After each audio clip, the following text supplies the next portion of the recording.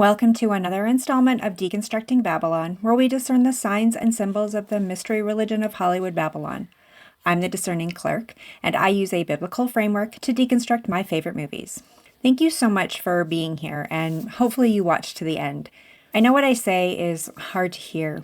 Believe me, it's sometimes hard to say. I never want to tell anyone to have an open mind, because I don't think that's God-honoring. But His Word does tell us to be transformed by the renewing of our minds. That's not something I or anyone else can do. This can only be done by the work of the Spirit, who reveals the truth found in His Word. For my own transformation, He has changed my mind on a lot of things, and I'm open to that change. I pray you are as well. Frankly, people don't always disagree with me logically, but emotionally, and I completely understand that.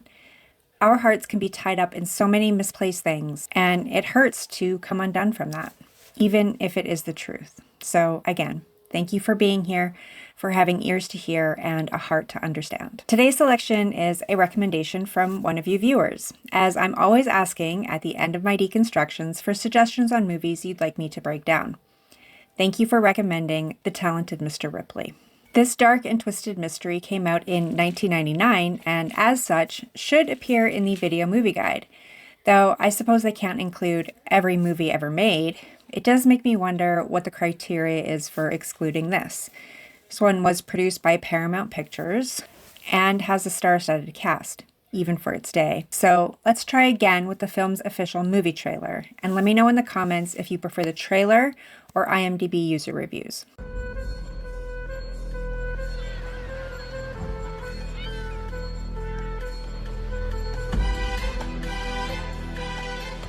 Dickie Greenleaf? It's Tom. Tom Ripley. Tom Ripley? We were at Princeton together. Did we know each other? Sorry, what is it? Ripley. How do you do? We'll just be for a little while. No, I like him. Marge, you like everybody. Marge, you like everybody. You stay at Dickie's house, eat Dickie's food, wear his clothes. And his father picks up the tab. What did you actually do in New York? Telling lies, forging signatures, impersonating practically anybody. What?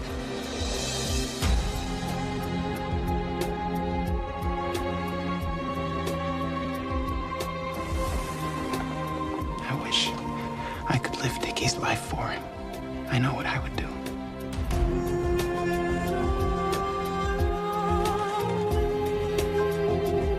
Did I know you at Princeton, Tom? I don't think I did I? I always thought it would be better to be a fake somebody than a real nobody. Why is it that when men play, they always play at killing each other? I feel like I've been handed a new life. I wouldn't have cared what anyone thought.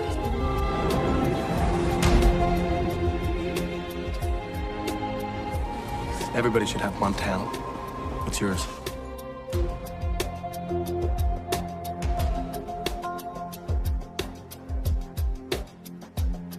I have to say I'm more familiar with the trailer than the entire film, as it would have been released for rent while I was working at Blockbuster. And the company would give us trailer tapes to watch in-store to promote new movies being released in that month. But let's see what they decided to show us in The Talented Mr. Ripley. We first meet the title character, Tom Ripley, in segments slowly coming together. In a voiceover, he begins to express regret for some of his choices as he plays the piano, an immediate symbol of duality. This movie is a period piece, or can be considered, beginning in New York City in the late 50s. They show us the Manhattan skyline, but this was 10 years before the Twin Towers were even built. Tom does play piano, but not professionally. He makes a living as a bathroom attendant until he gets an offer from a wealthy businessman named Herbert Greenleaf. Mr. Greenleaf hires Tom to travel to Italy to convince his son Dickie to return to America. Mr. Greenleaf believes Tom already knows Dickie from Princeton, and Tom doesn't correct him of the misconception. I have always wanted to go to Europe, sir. So Tom prepares to travel to Italy, which is where the remainder of the film takes place. Tom studies jazz music and different artists in order to appeal to his target, Dickie. He arrives via ship and meets social climber Meredith Logue, whom he tells his name is Dickie Greenleaf. My father wants me back in New York. He builds boats. I'd rather sail them. Tom tracks down Dickie and watches him from afar, as he also practices the Italian language. Dickie spends leisurely days at the beach with his girlfriend, Marge Sherwood, until Tom feigns a chance meeting. We were at Princeton together. Okay. Did we know each other? Tom ingratiates himself to Marge when Dickie disappoints her, and is surprisingly honest with Dickie about his forgery skills and impersonation abilities. Nobody should have more than one talent. Tom even confesses to Dickie that his father hired him to bring Dickie back to New York, and Dickie is quite adamant that he will not do his father's bidding. Tom's feigned obsession with jazz music piques Dickie's passions, and he asks Tom to stay in Italy a while longer. Now that you're a double agent and we're gonna string my dad along, what if we were to buy a car? Tom is more double agent than Dickie could imagine, and he easily makes himself a third wheel with Dickie and Marge. It's a good thing we're not getting married soon. We'd have to invite Tom on our honeymoon.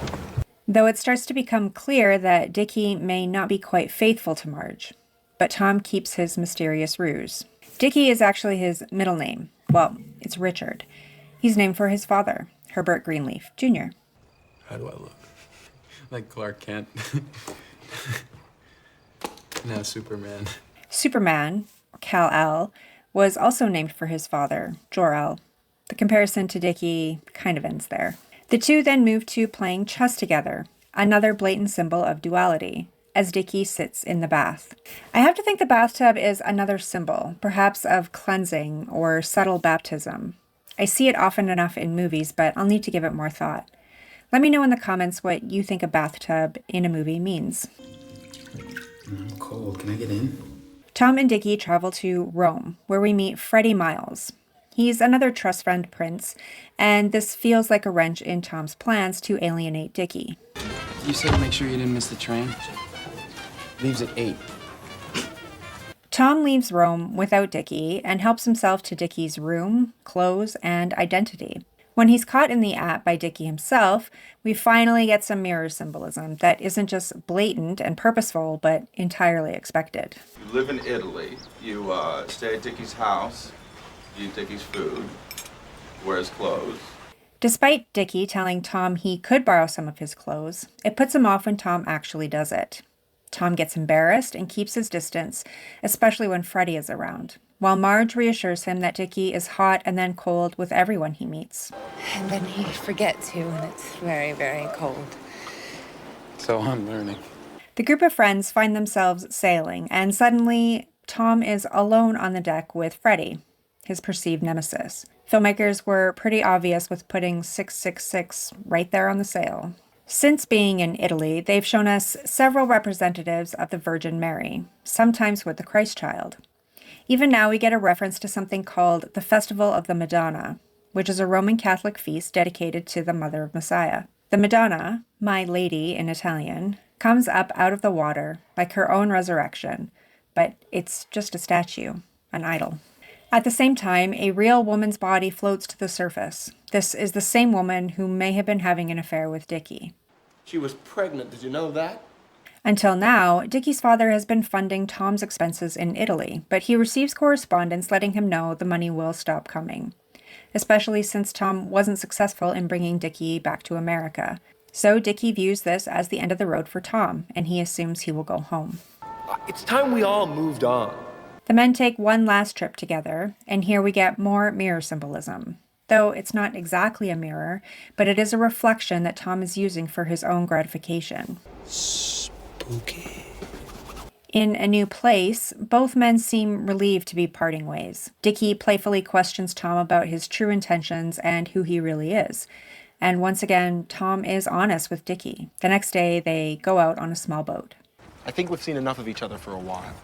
Tom is rejected by the man he loves and listens as Dickie lists all the reasons he doesn't love him. Chief among them is that Tom is boring.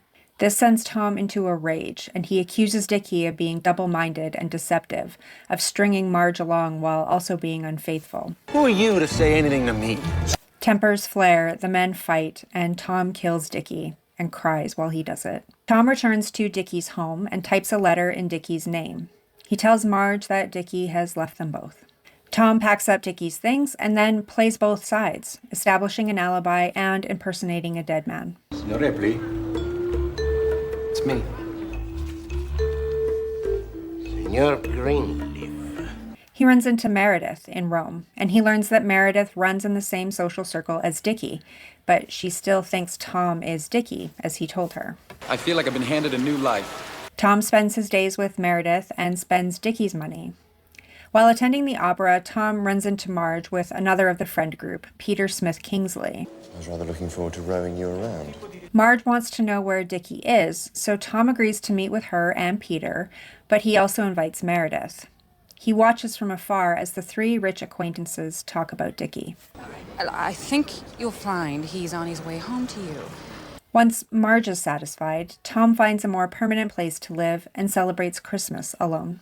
Freddie shows up, also looking for Dickie, but only finds Tom.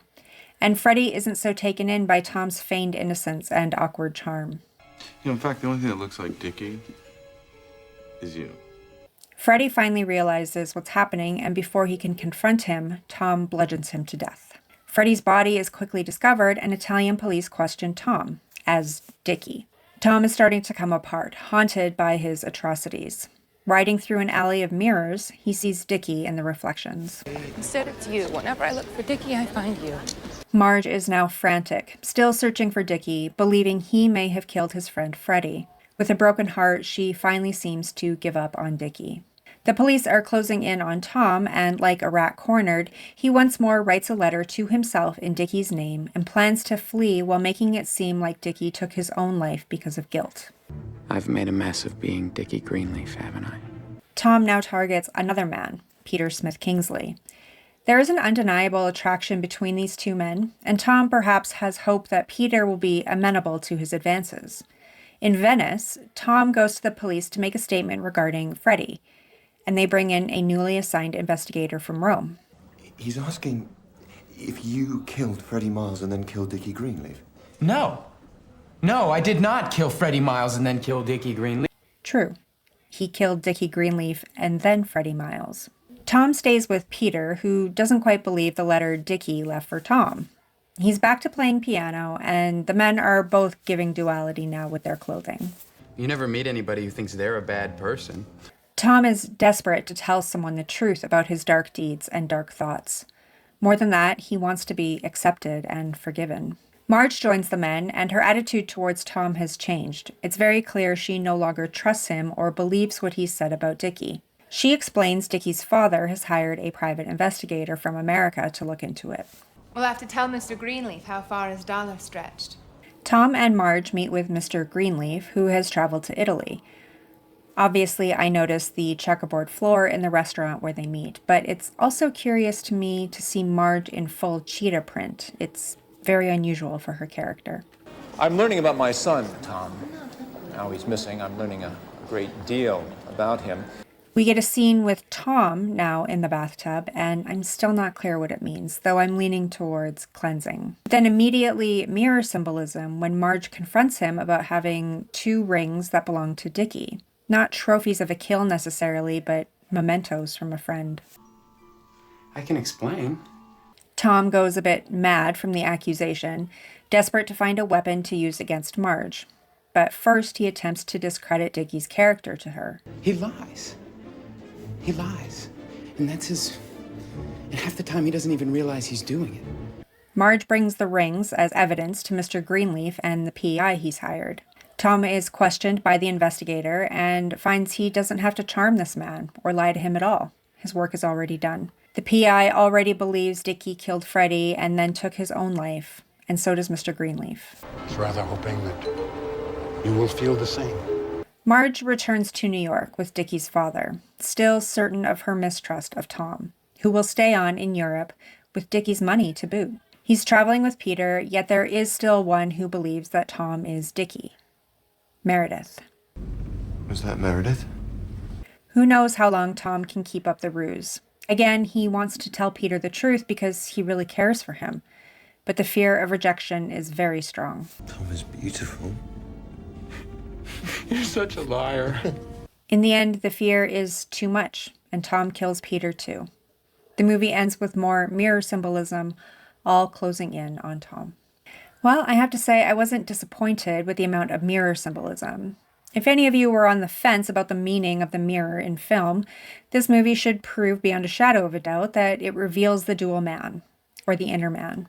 Though I hesitate to say he wanted to be someone else, he certainly has the skills to pretend to be someone else quite convincingly.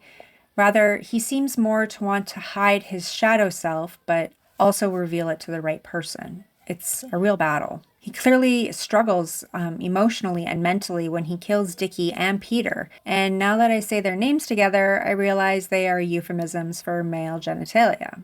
So maybe it was his own internal battle with his homosexuality, because he had no qualms about killing Freddy and immediately dealing with the body. But we don't see what he does with Dickie or Peter after he kills them. I also don't think it was a mistake that Marge and Meredith look alike and together have the double M initials. Among all the duality, the chessboards, the black and white, the piano, these two women were like two sides of the same coin. The duality I was expecting, the mirrors I was expecting, and the intrigue even. What I wasn't expecting necessarily was the reference to Virgin Mary and the Madonna worship. This has been the first film I've deconstructed on the channel that is set outside of the United States, but is still very American. Now, Italy, specifically Rome, is the birthplace of the Roman Catholic Church. Vatican City, the home of the Pope, is one of 3 city-state corporations in the world, and as you can imagine, is the center of the world's religion. The other 2 are the City of London, that is the center of Rothschild's central banking system, and Washington, D.C., the center of military might and secret service. Having said all that, it shouldn't surprise me that there was Mary iconography and depictions throughout the film. But the awake ones know that pictures of Mary, especially with the Christ child, are not truly the mother of Messiah, but depictions of Ishtar, or Semiramis, with Tammuz, or Horus. Combine this with Christmas taking place in the movie, these are all direct references to the false Christ. All in all, the symbolism is just as mysterious and intriguing as the plot and characters. Lots of water and bathtubs, the father-son symbolism, Roman Catholicism, Freemasonry, all have real meaning, but no real cohesion. I was even looking for signs that Tom was an unreliable narrator or a misunderstood villain. He didn't lie, but easily committed murder. He didn't hate himself, but could easily impersonate others. I'd love to know what you all think about it. So that's enough for today. Thank you for enduring to the end and for the recommendation. Give the video a thumbs up if you agree and a thumbs down if you disagree. Keep the suggestions coming in the comments and let me know what I missed with this one. Subscribe to the channel if you'd like to see more content like this, but don't follow me. Follow the one who saves you. And until next time, keep looking up.